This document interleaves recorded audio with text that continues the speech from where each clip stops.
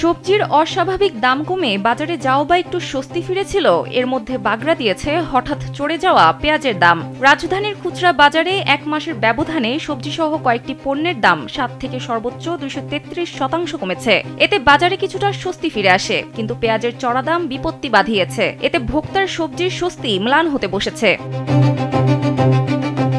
সরকারি প্রতিষ্ঠান টিসিবির তথ্য অনুযায়ী শনিবার রাজধানীর বাজারে খুচরায় প্রতি কেজি পেঁয়াজ 110 থেকে 125 টাকায় বিক্রি হয়।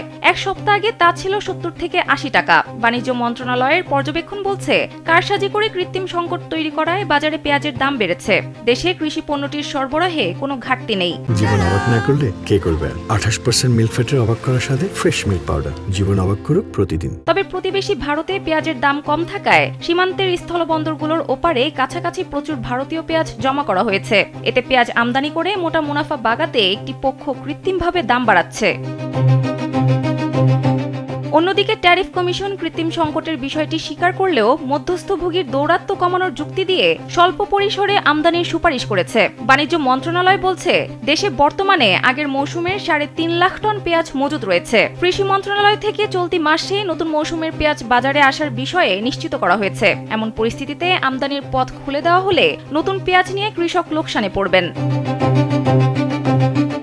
বাণিজ্য মন্ত্রণালয়ের কর্মকর্তারা বলছেন, ভারতে পাইকারিতে পেঁয়াজের দাম কমে কেজি প্রতি প্রায় 12 টাকা নেমেছে। এখন আমদানির অনুমোদন দিলে ভারতীয় ব্যবসায়ীদের লাভ হবে, ক্ষতি হবে দেশের কৃষকের। ভারতের ব্যবসায়ীদের লাভের জন্য দেশের কৃষকের ক্ষতি করতে পারেন না তারা। এ কারণে বাণিজ্য কৃষি মন্ত্রণালয় সহ যৌথ কমিটির গত সপ্তাহের বৈঠকে আপাতত পেঁয়াজ আমদানি না করার সিদ্ধান্ত হয়েছে।